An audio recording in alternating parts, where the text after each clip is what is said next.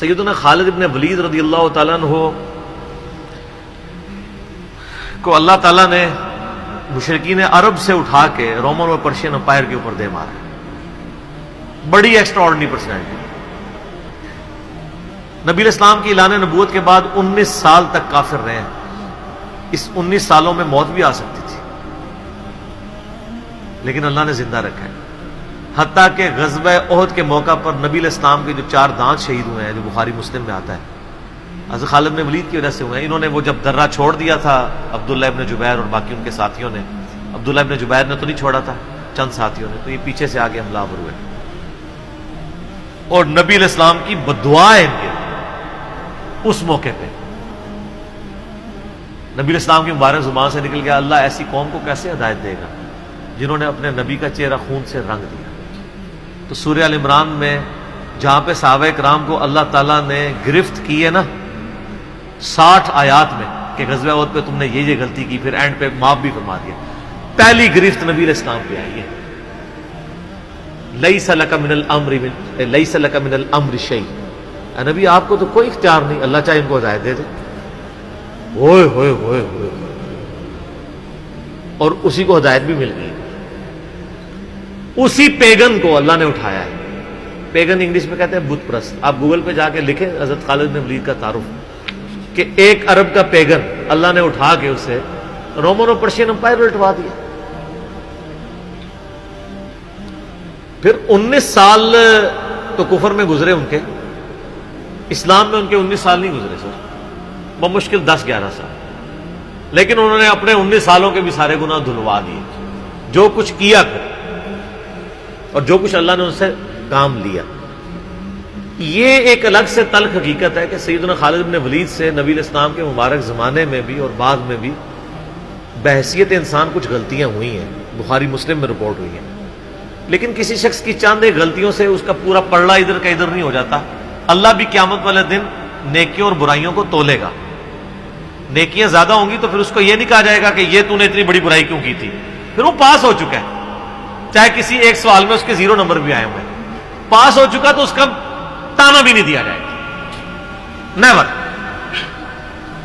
تو 2-4 واقعات کو لے کے اس طریقے سے کسی بندے پہ چڑھائی کرنا یہ بالکل زیادتی والی بات ہے. سیدنا خالد بن ولید سیف اللہ ہے، اس میں کوئی شک نہیں ہے. صحیح بخاری میں جو یہ حدیث کہتے ہیں نا، یہ حدیث بڑی مشہور ہے. غزوہ موتا کے موقع پر آپ کو پتہ ہے نبی علیہ السلام نے رومن امپائر کی طرف اپنا ایک ایلچی روانہ کیا تھا، خط بھیج کے. اس ایلچی کو قتل کر دیا گیا تھا اور اس وقت ایلچی کا قتل اعلان جنگ ہوتا تھا. تو نبی علیہ السلام نے ایک لشکر روانہ کیا زید بن حارثہ کی قیادت میں. نبی علیہ السلام کے منہ بولا بیٹا جس کا نام قرآن میں، واحد صحابی جس کا نام قرآن میں زید. لیکن ساتھ ہی آپ نے فرمایا، صحیح بخاری میں الفاظ ہیں کہ اگر زید فوت ہو جائے، مسند احمد میں ڈیٹیل موجود ہے انہی الفاظ کے ساتھ کہ زید فوت ہو جائے تو جعفر کو اپنا امیر بنا لینا. جعفر فوت ہو جائے، شہید ہو جائے تو پھر عبداللہ بن رواحہ کو بنا لینا. اگر وہ بھی شہید ہو جائے پھر تو اپنی مرضی سے کسی کو امیر چن لینا. یہ مسند احمد میں، بخاری میں الفاظ ہیں کہ صحابہ کرام کہتے ہیں نبی علیہ السلام مدینہ شریف میں تھے اور آپ علیہ السلام کی آنکھوں سے مسلسل آنسو رواں تھے اور آپ نے کہا کہ میرے زید کو شہید کر دیا.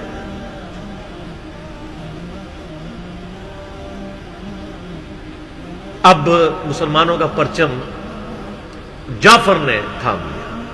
جعفر بھی حضور کے لاڈلے سے آپ کو پتہ ہے، جعفر طیار حضرت علی کے بھائی، جن کے بارے میں بخاری میں آتا ہے کہ ان کے 2 بازو کٹ گئے تھے تو آپ علیہ السلام فرمایا میں نے اسے جنت میں اڑتے ہوئے دیکھا، اللہ نے اس کو 2 پر دے دیے.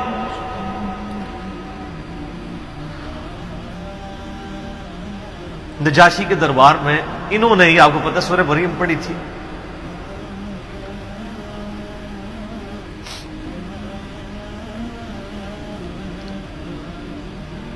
پھر آپ نے فرمایا کہ جعفر کو شہید کر دیا گیا.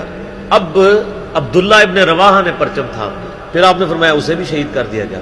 پھر آپ نے فرمایا اب اللہ کی تلواروں میں سے ایک تلوار کو مسلمانوں نے اپنا امیر چن لیا اور میں اللہ سے امید کرتا ہوں اللہ تعالیٰ اس کے ہاتھ پہ فتح دے اور فتح ہو بھی گئی. یہ بخاری کی جو حدیث ہے نا، اس کے اوپر امام بخاری نے باب باندھا ہے مناقب خالد ابن ولید، حالانکہ اس میں خالد ابن ولید کا نام نہیں تھا، لیکن اس حدیث کے اوپر باب کیا باندھا؟ خالد ابن ولید، کیونکہ وہ سیف اللہ وہ تھے، سیوف من سیوف اللہ، اللہ کی تلواروں میں سے ایک تلوار کے ہاتھ میں جھنڈا آ گیا، اللہ تعالیٰ فتح دے گا، فتح ہو گئی۔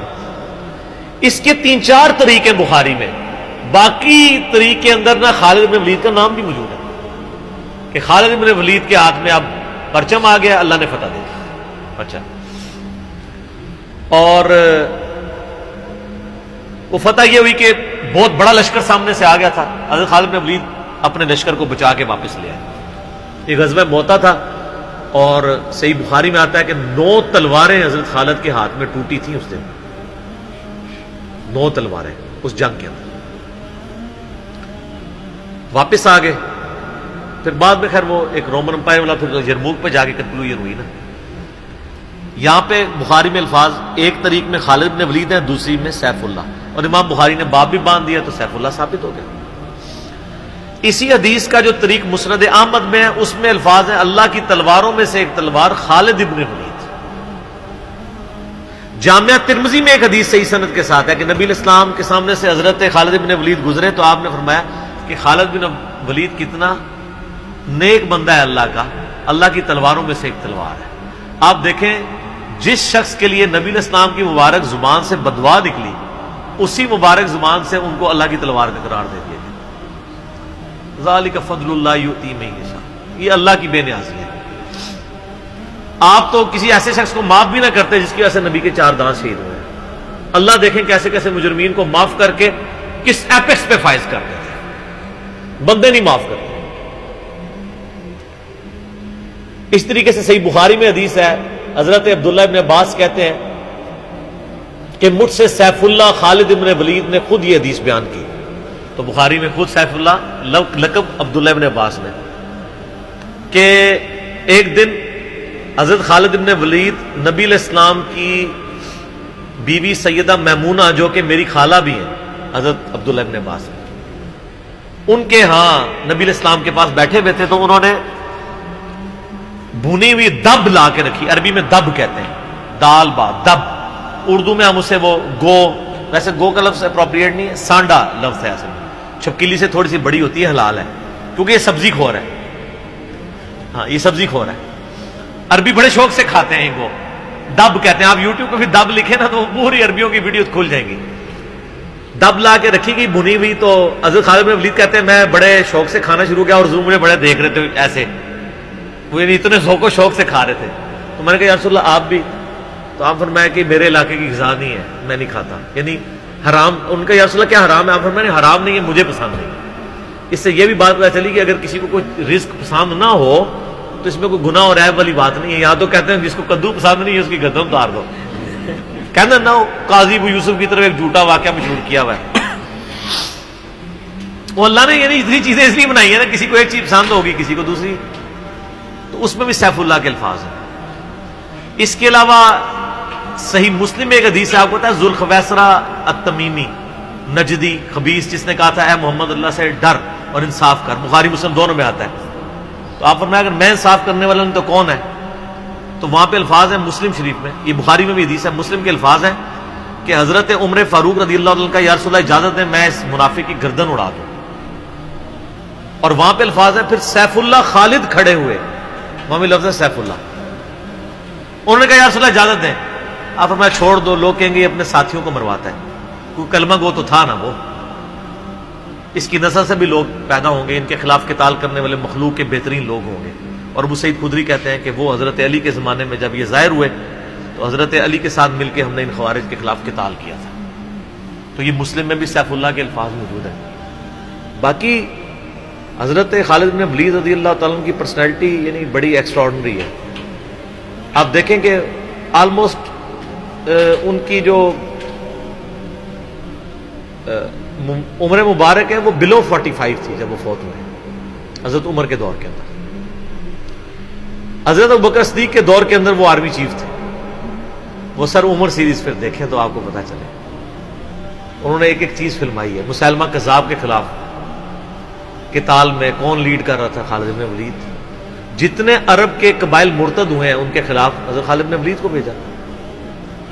اور اس کے بعد پرشین امپائر کا جب جہاد شروع ہوا ہے تو شروع کی ساری مہمات میں حضرت خالد نے ولید تھے.